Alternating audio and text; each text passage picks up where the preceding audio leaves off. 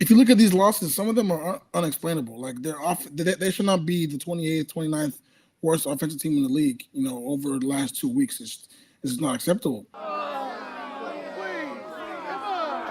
Joining me on the show from The Athletic, my man, Kelly Iko. Kelly, what's up, homie?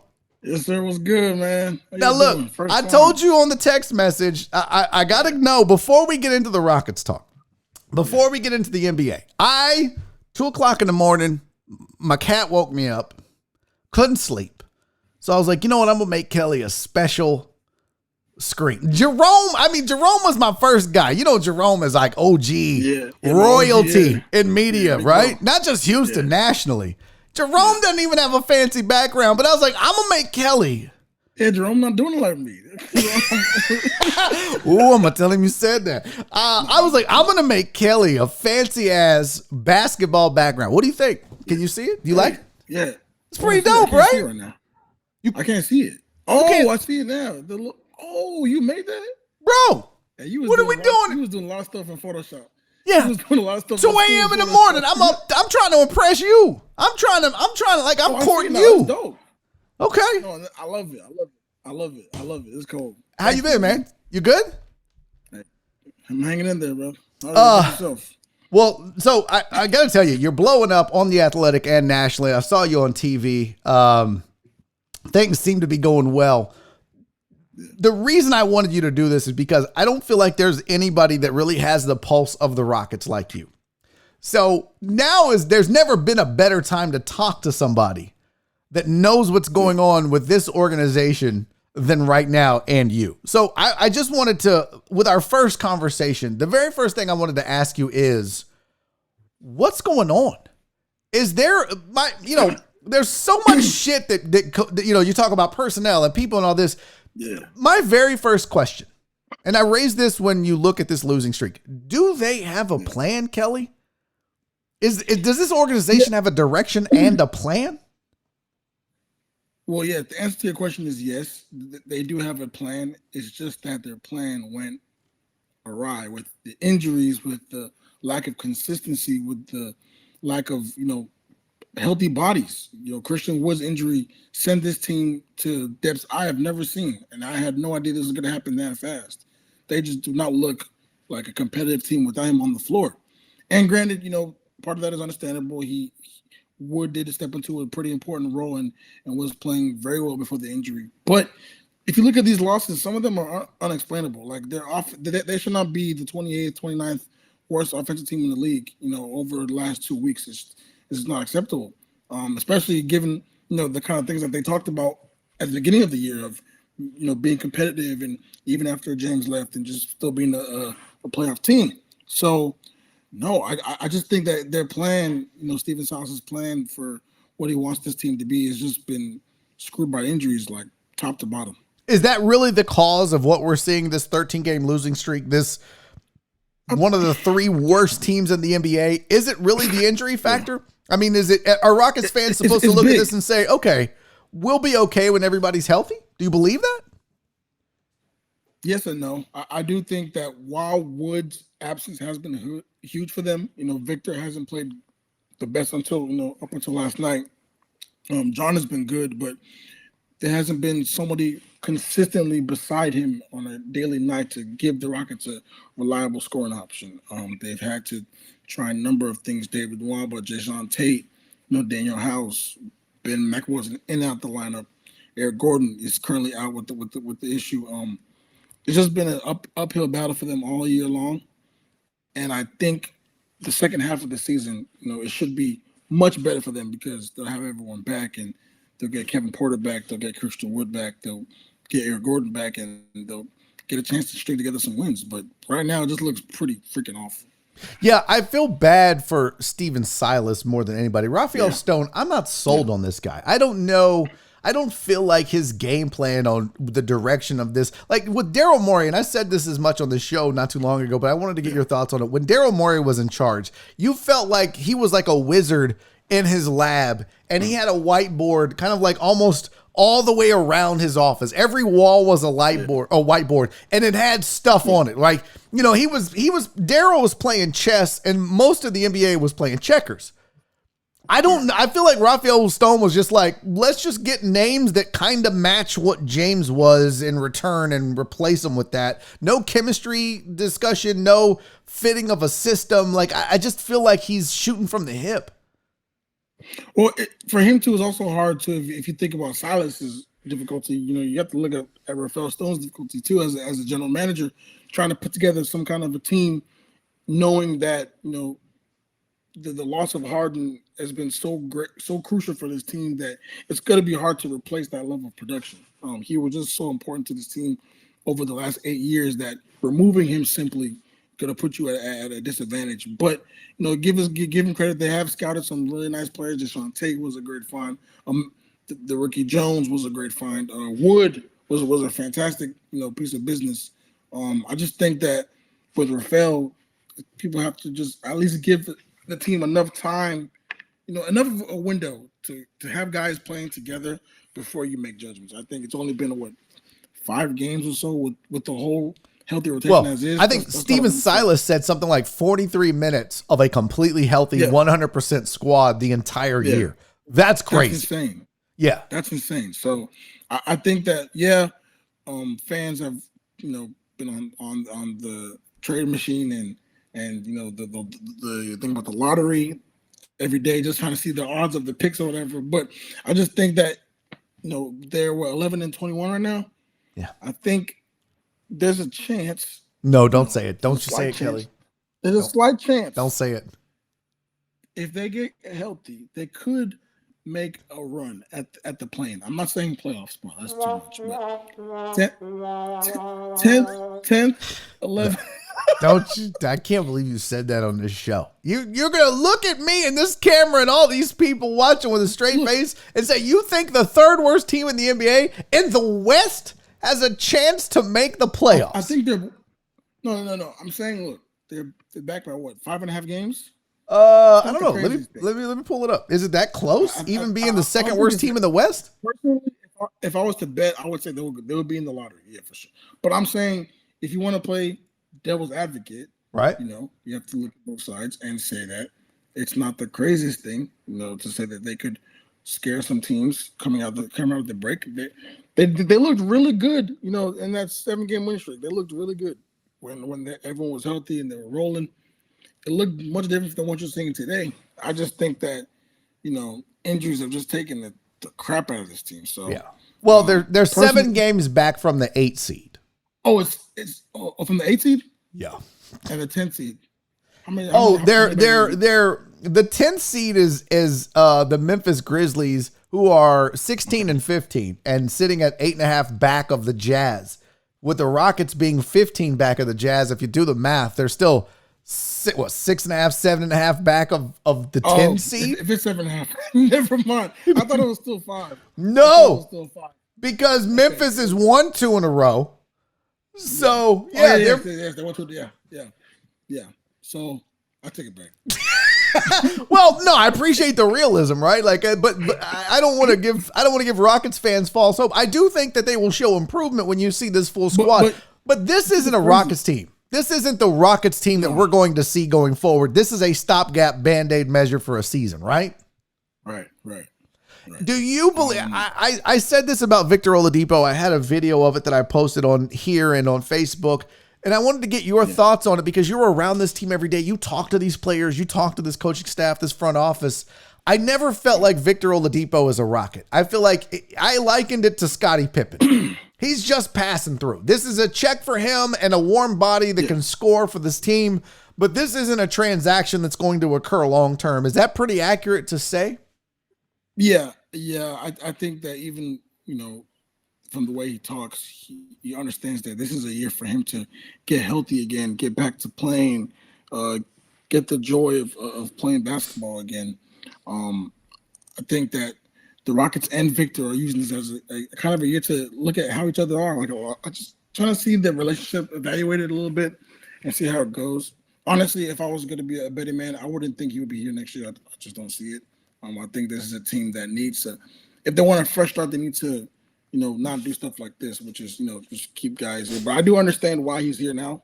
They need someone to score. They need somebody to facilitate the offense, play with John Wall, and give the fans something to watch. But long term, I don't see him being here long term. Now, is it safe to say that this team's future is John Wall, Christian Wood, and some X factors?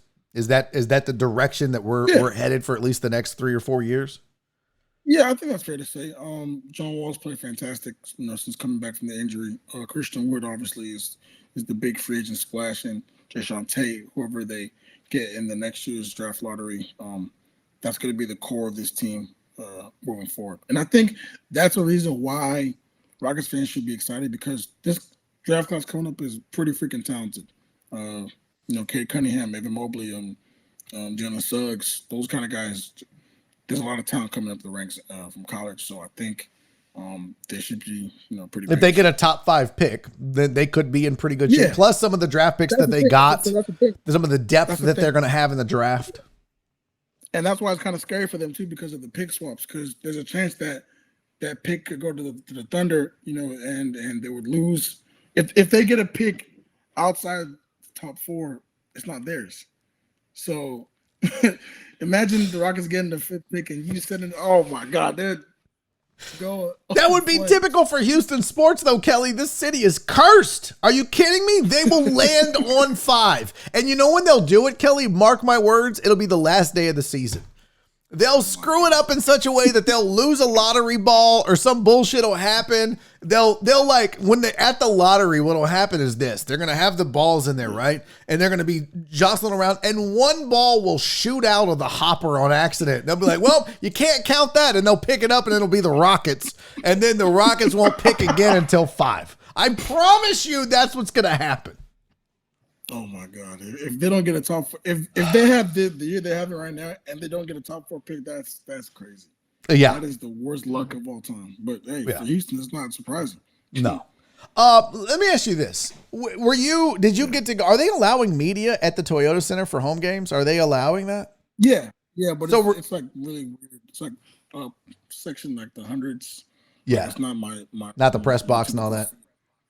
Yeah. So were you there for Harden's return last night? Did you go? Yeah, I was there.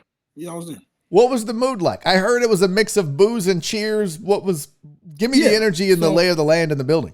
So, it was crazy. So there was this dad that he brought his sons to the game, and they flew in from Nashville. And they said they paid $3,000 for tickets just for this very moment to see James Harden. And they brought 2 jerseys, and James was going to, the sons threw the jerseys down to James, and he was going to sign it. And security threw it back up. And then he went on some crazy rant. He was like, "Have you seen your governor? We don't need masks." It was ridiculous. But James went on the rant, or the security guard? No. The father. No, oh, really? Yeah.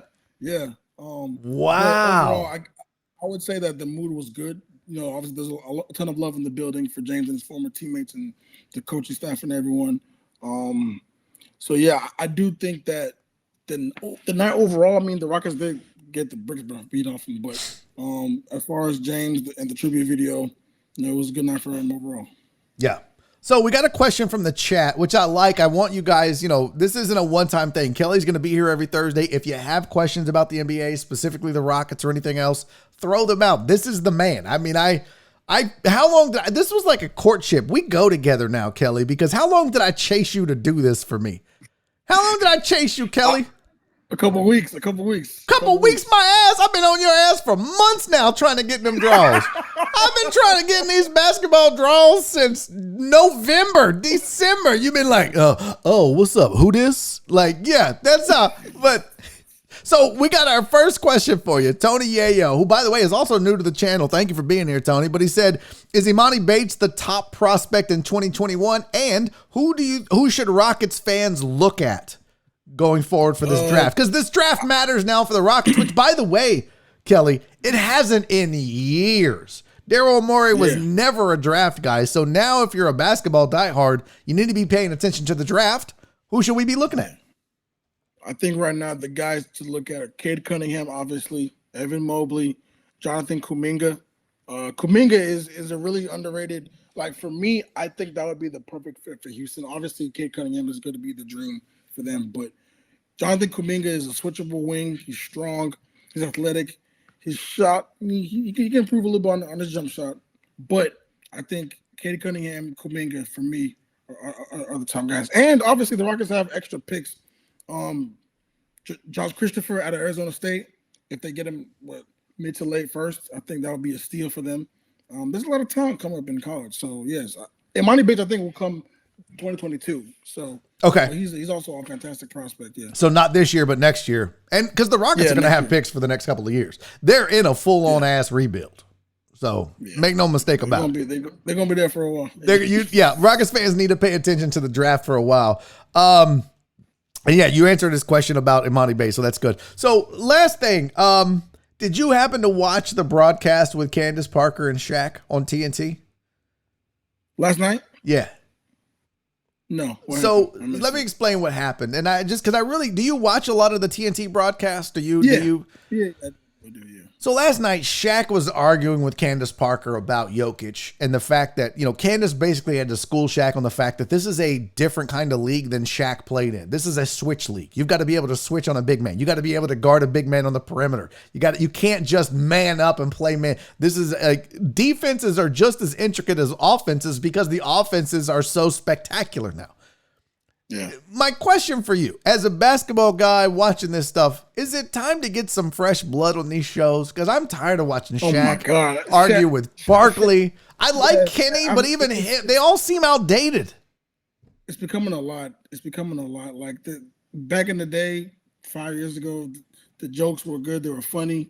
Yes. The content was fresh. Yes. Shaq was hilarious. Him and Charles, the banter was good. But now he's just attacking young players. He's just attacking this generation. He needs to stop. Like, it's okay if you don't watch the NBA. Shaq. Like, we know that you don't watch the NBA like that. But and he said it himself, like, he doesn't watch a lot of games. But he needs to stop hating on the young guys. Like, they're not doing anything wrong. It's a different league than from when he played. Guys like Jokic, Donovan Mitchell, those are fantastic young players. And people, like fans that watch the game, should be enjoying them, not listen to what Shaq is complaining about. Donovan, he will never be this. You know what I'm saying? It's enough. It shouldn't be coming from a national platform for sure. Like, that's no doubt. Educate yourself, and don't blame the players for the way. Look, the players have skill sets, but if you want to blame, if you don't like today's brand of basketball, you know who you need to be blaming? You need to be blaming the front offices and the coaches, because they're the ones creating these systems based off of the data that they have.